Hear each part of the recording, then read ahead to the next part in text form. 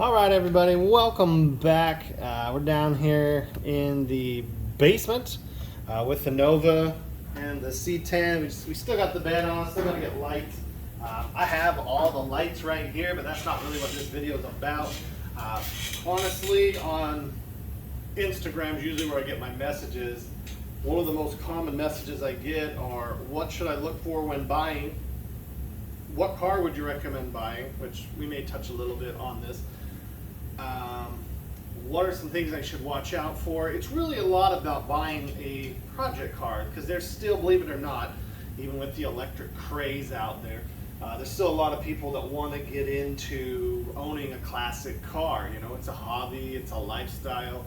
However you want to look at that, it's a lot of fun. I'm not going to downplay that at all, but it is also expensive. So one of the things I wanted to do was put together a series, and this will be the intro to let you guys know that I've messaged saying, hey, I'm going to work on that I'm actually actively working on that.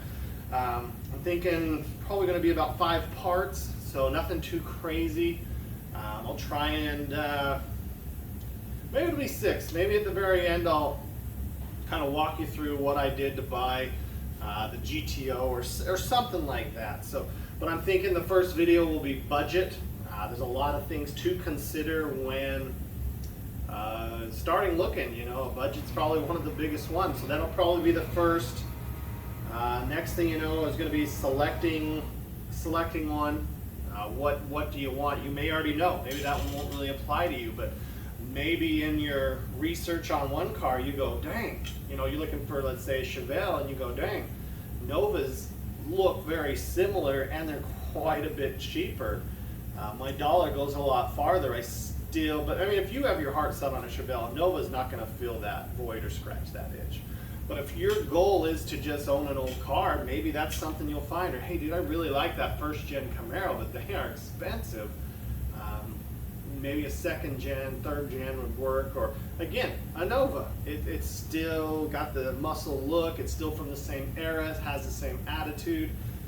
It's kind of what happened here. I was looking and I just came across a Nova, and I'm like, man, those are good looking cars.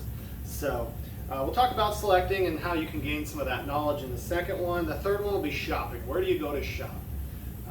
Most people fish from the same pond as everybody else, and I've tried something new recently, and I'm really excited to share that with you because it actually worked. I mean, I'm not buying one of them, but it got me a few leads, and maybe it'll get you a few leads.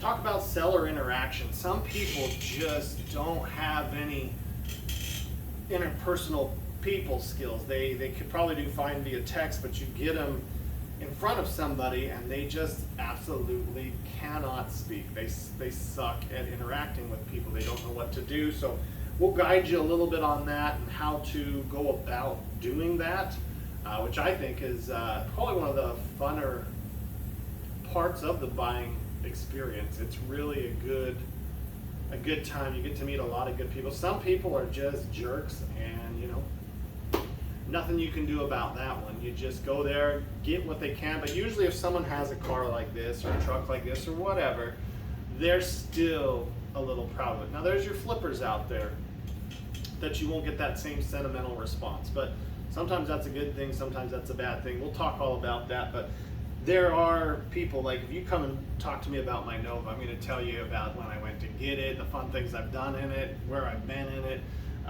everything that's been done to it, because it started like this, and I'll probably pull up pictures. It triggers a response. So there's just key things you can look for. Someone who's flipping a car is probably like, yeah, man, I've had it a little while. Sometimes they don't want to admit that's what they're doing. They bought it for 11 grand or whatever, and they're trying to get it to you for 14. The last one I want to do is post-purchase. I guess if we want to do a mock work through, that might be the last one, but a post-purchase, there's certain things you should do to protect you and your investment. A lot of that just goes against what they said. You can't always take someone at their word.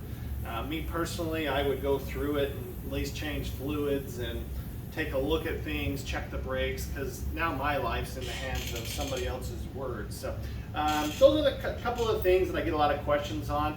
We may build from there. I thought it would be a fun little series, and obviously people want that, or else they wouldn't be reaching out to me saying, hey, Cameron, what do I do here? But you'll see like this truck, I thought I'd be a lot farther. Life happens and I keep buying other cars. So this one's just sitting here while these new now 3-year-old parts sit in the bed. But we've got it a lot farther than it was. I still need to drill a hole. That worries the hell out of me.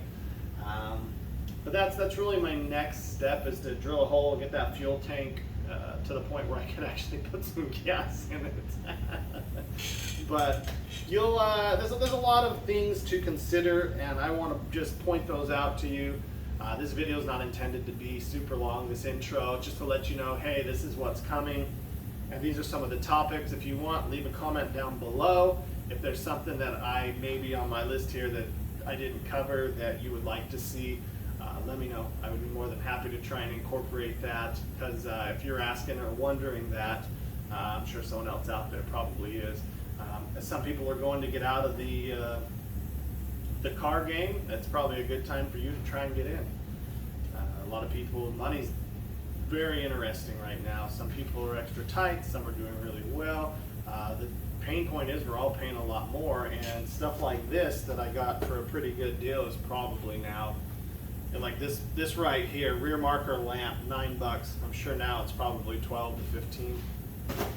This harness right here, this was $40 for this wiring harness, and now I'm sure it's probably 50 to 60.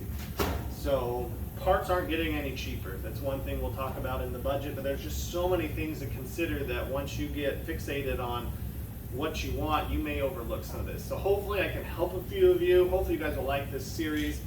And I am personally right now in the process of looking. I'm always looking, but this one's a more active looking. So if that pans out, and I'm not in a hurry, just if that pans out, I'll bring you along for that process, and maybe that'll be the last video, kind of showing you what I did, talking about it, letting you see me go up and look through it, and we'll go from there. So again, put your comments down below if you can, like and subscribe, and we will see you on the next one. Thanks again for all the support. Sorry I haven't posted as much as I like, but now I think I can get back on a regular schedule, hopefully, and we'll go from there. Fingers crossed. See you on the next one.